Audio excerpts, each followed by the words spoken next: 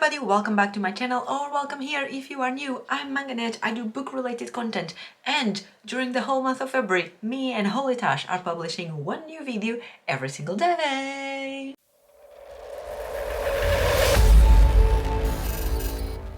This was something that we did last year during the month of February and the first 3 days of March, and then it ended up being like the 6 days of March in the beginning, something like that, because we got delayed. But hey, here we are, we're doing it again. This is going to be the first video of this year's edition of 28 Days of Insanity. I hope you are prepared for this. I hope you enjoy. I hope you follow along. Don't forget to leave likes and comments in every single video so that we know that you are indeed following our adventures.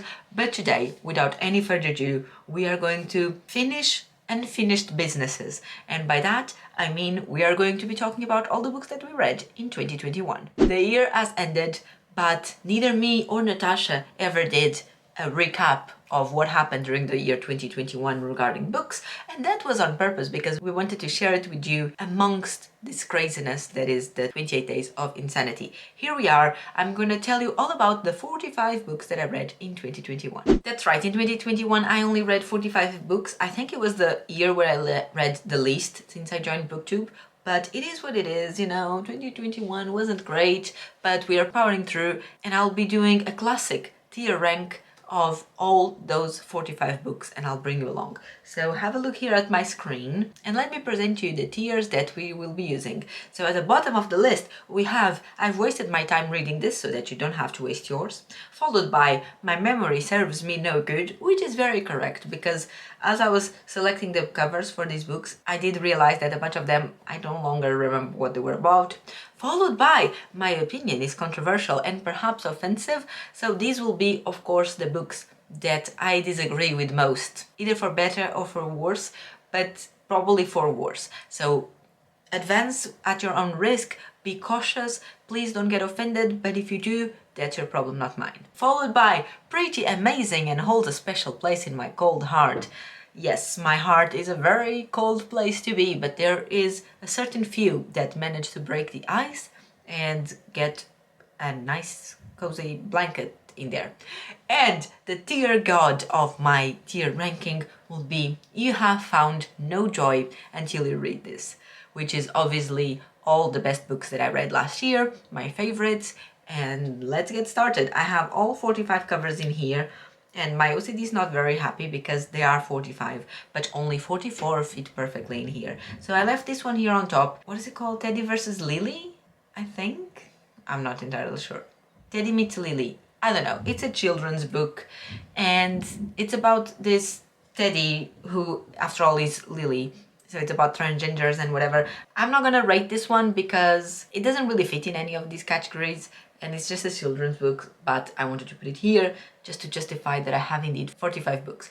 Now let's get started. These books, by the way, at the bottom, they are in no specific order. They are not in the order that I read, they're just in the order that my computer uploaded them. So we have The Rest of Us Just Live Here by Patrick Ness. This is a fantasy young adult, and I think it goes here on My Memory Serves Me No Good. I don't even remember how many stars I rated this. Tuesdays with Morrie. This is definitely a controversial opinion and perhaps offensive. I don't like the life philosophy that was transmitted in this book, so there it goes. The Inexplicable Logic of My Life by Benjamin Alire Sainz. This is definitely a waste of time, don't read it. I don't know. Aristotle and Dante from the same author is definitely a million times better, even though I did read that a bunch of years ago, so perhaps if I read it now, it wouldn't be that good, I don't know. Maybe Someday by Colin Hoover. I think this was a safe 3 stars for me when I read it. Was it a waste of time though? Do I remember enough? It's not pretty amazing. It holds a special place in my heart. No, it doesn't. I'm lying. No, I don't think. No, I want to put it here, but I do remember the details. I don't consider it was a waste of time either. So perhaps I should have like a middle category here. Okay, let's just put it there in the middle. Denton's Little Death Date. I don't remember who the author is and I cannot see it from the very tiny picture.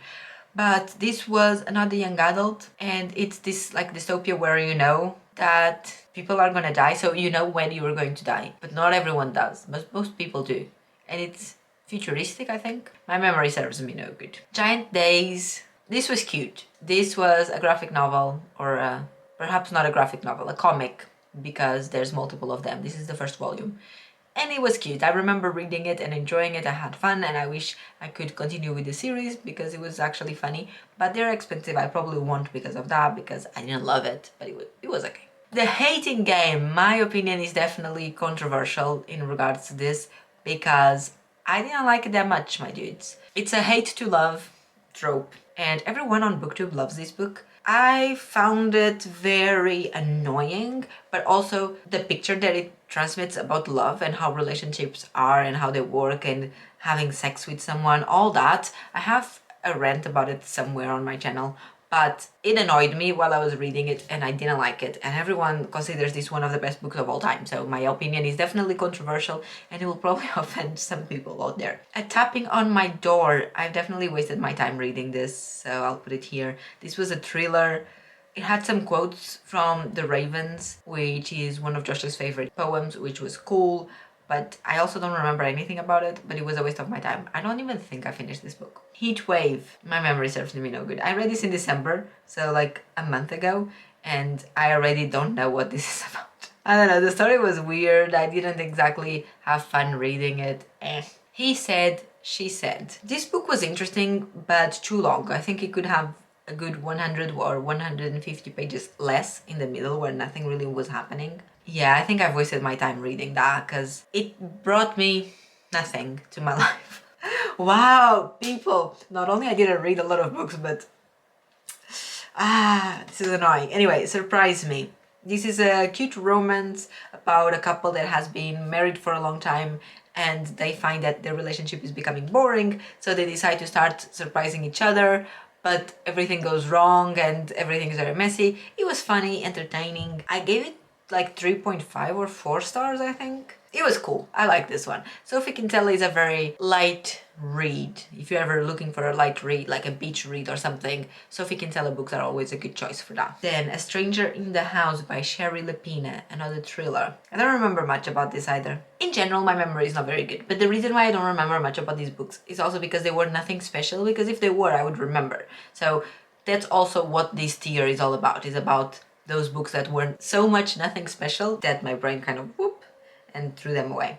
The Au Pair by Emma Roos, another thriller, no one's surprised. This was about a babysitter and secrets from the past. It was nothing special. Him. Oh, this was like a waste of time. I didn't even finish this book. Becoming by Michelle Obama. My opinion is controversial on this one because everyone loves this book and a good 75% or 80% of the book for me was just boring. I like finding out how certain things work in the White House and the behind the scenes and all that, you know, that I love behind the scenes. But in general, the book was very boring and I couldn't care less. My Lovely Wife. This was okay. I feel like now that I'm putting the books in places, I feel like I'm not having the tiers that I need. I feel like I need a tier somehow here in the middle that says it was an okay book, but nothing special. Maybe I can, hold on. Now what's the color that comes in this color scheme? Right, so we now have a new tier. So okay, but nothing special. Definitely My Lovely Wife is one of these. Girl Boy C, this is a middle grade. I don't know, it started off so well. It was about 2 kids lost in a sea in a boat and trying to survive. I have a lot of questions, I always did, about why were there 2 children in a boat alone, like how does that happen? One of them was a refugee, and I feel like the author tried to put a lot of conversation about that, about refugee and what happens in countries like Syria and things like that, which is honestly not something I'm interested in. And I don't know, I feel like I just have a lot of questions about this, but it started off really interesting, but then towards the end it just gets silly. I think this was a waste of time, sadly. The Book You Wish Your Parents Had Read. This is a non-fiction book that made me cry. This is amazing. This is Tear God, straight away. You need to read it. The Girl Who Gave Zero Fucks. Definitely okay, but nothing special. The premises of this is that, you know, when you go throughout the day and you have to care about certain things that you don't, and then there's that expression like, no one gives a fuck. So basically, in the morning when you wake up, you have your basket full of fucks, and you go throughout the day, and every time you need to give a fuck to someone, you literally grab one from the basket and you give it to them. And then by the end of the day, you return home, your basket of fucks is empty, and you are drained emotionally. The concept is cool, the story itself was a bit stupid. The Bookish Life of Nina Hill. My opinion is definitely controversial on this one. It's another book that I feel like most people on the book sphere, they love it, but I don't understand why. It's another book of those that in the book sphere people tend to love because it's about books and someone who loves reading. I don't know if it's because I no longer love reading that much or what it is. The story annoyed me. I didn't find it anything special. But again, I feel like that's very controversial because most people would like it. The Switch, it was okay, but nothing special. It's about a granddaughter and a grandma that switch houses, and then they go to the granddaughter lives in central London, so that's where the grandma lives, and the granddaughter goes to like the middle of nowhere where the grandmother lives. And by the way, the granddaughter was given like 2 months of work, completely paid, to work on her mental health. I feel like that would never happen in real life, which is sad. But that also makes me jealous of her situation because I wish I could have 2 months of work paid. The story itself, nothing special. My favorite, Half Night Stand by Christina Lauren. This was a romance. It was cute. Does it hold a special place in my heart? I don't think it does. I don't even think I remember enough about this. It goes on to my memory, serves me no good. Alright, The Thursday Murder Club was definitely a waste of time. It's also controversial though, because I feel like most people really like this book. It's about a group of old people in a care home and they go and try to resolve some mysteries and murderers. And I feel like it has a bit of vibes of Agatha Christie books. I didn't like it. And I have no patience for old people either. So their sense of humor and the things they do and then everyone forgives them just because they're old, not with me. The Assistant was really cool. It's about a smart house, but like not the house that is smart. It's more about the devices in the house. They're like Alexa. I don't remember what is it called in this book because it's not Alexa obviously, but it's something like that. So it's like Google and Alexa, and they all start going crazy and locking the doors in, and it's a thriller, and it spoke to me loads because obviously I do have an entire house full of Google devices, and this book was really fun. You should read it if you like thrillers. It's intense and it's very up to date with the technology. The Star-Crossed Sisters of Tuscany. This obviously also holds a special place in my heart. I wasn't expecting liking this book as much as I did, but it's about this family where they believe that the youngest sister, something like that, or the second sister or something, will be forever single, and then we are following this girl that is the whatever sister they're supposed to be, and her grandmother, which is also the same sister but in a different generation, and they go to Tuscany, Italy together to try and break the curse. And it has 2 timelines, the current one where they're going to Italy, in which the grandma is telling her the story of when she was her age. So that's the other timeline that we're following, and it's very cute. The Minders by John Mars. As you know, John Mars is one of my favorite authors. However, this was a waste of time, and it hurts my heart saying this, but I didn't like this, The Minders. It's about the society where the data, the information of the country, in order to be protected, instead of being stored in servers, in computers, it's stored inside these people that they call the minders. So it's people with certain intelligence skills, and they have a microchip that it's been implemented into their brains, and that's where the information is being stored. So those people, I think it's 5 or 6 of them, they have to leave everything behind in their lives for 5 years and just go do whatever they want. They have unlimited money to leave whatever they want, but they cannot leave the country, the UK, which is a bit stupid, because if I was to literally have to leave everything behind, my house, my friends, my family, unlimited money, it's great, yeah, but at least let me go live in the Maldives, you know what I mean? In 5 years, this was very cute. I wasn't expecting this to take the turn that it did. It's a romance where a lady is about to get married with supposedly the love of her life. They've been together for many years, and one night she falls asleep. She dreams about this other guy that she never met before, and then her life goes back to normal, and 5 years later she meets this guy. Now, this was the premise that I knew about this book, but when I started reading I realized that it's not only that, and it's way more interesting. And because the book ends up following a route that no one really knows about, I feel like some people like me end up loving it, but some people end up hating it because the book is not what you are expecting. The Truth Project was a complete waste of time. It's a poetry book. It's a story about some girl in high school that is making a project, and her project is to write a family tree, but like her sister already did that a few years before. I don't know what's the point of that. Mixtape, waste of time as well. Another romance. This one I don't even know what's about. Yeah, but it was a waste of time.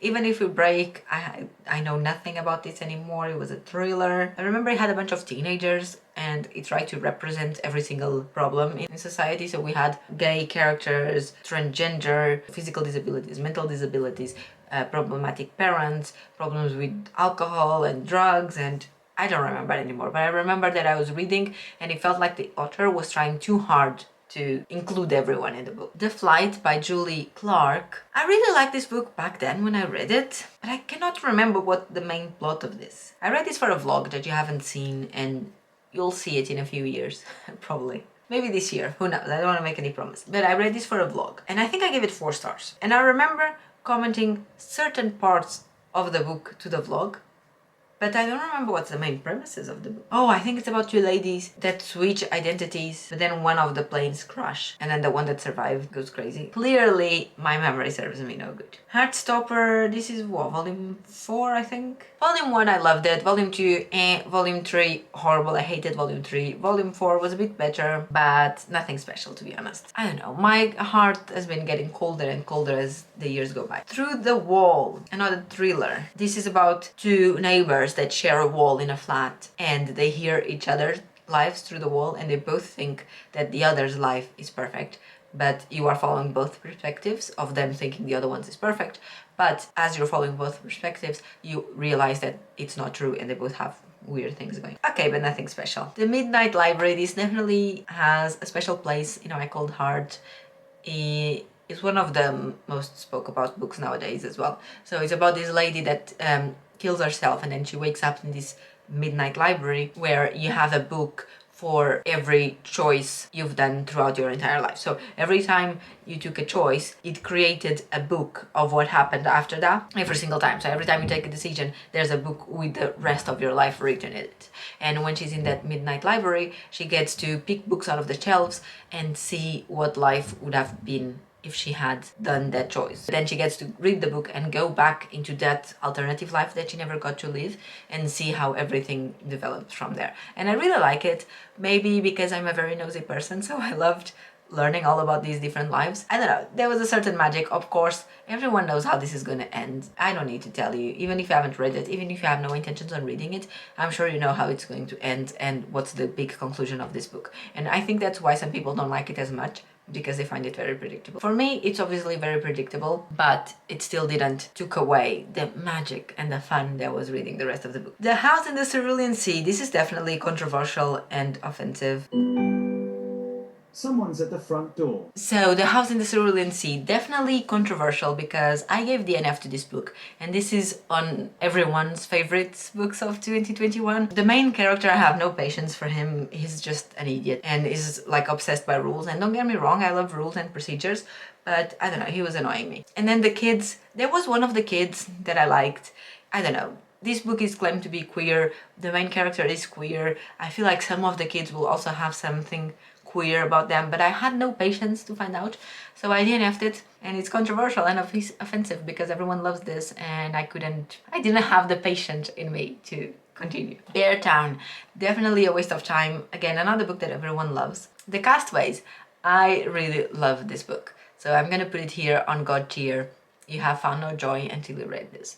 It's about a plane crash and they end up in this island, so it does remind me about Lost, but it's great. I had great fun. I didn't see the twist at the end coming. He Started It by Samantha Downing. Oh dear, this was nothing special. It was entertaining, just nothing special.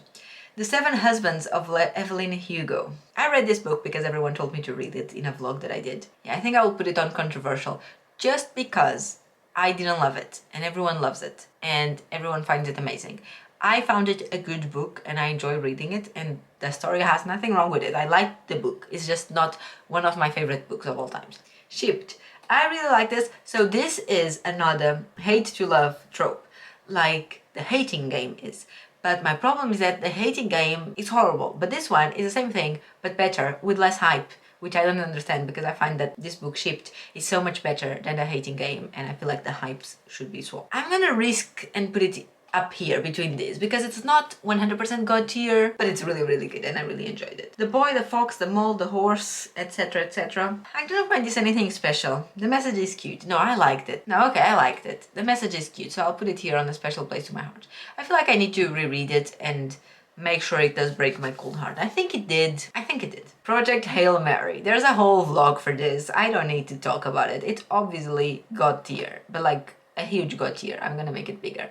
It's like This book is so good, beautiful. If you haven't read this, you need to go and read it, and watch my vlog. If you're not convinced, I'll convince you there. Together, this was a book similar to the vibes of The Boy, the Mole, blah, blah, blah, blah. And I feel like whoever wrote this Together book, I don't remember the name of the author, only did it because the other person wrote The Boy, etc.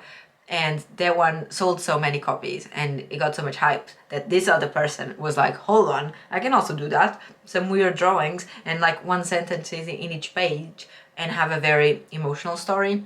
And this Together book is about what we all have been through during the years of 2020, mostly with the isolation and the social distancing. And it's basically a nice message about we are separated because we are helping each other become together once again. Too deep for me.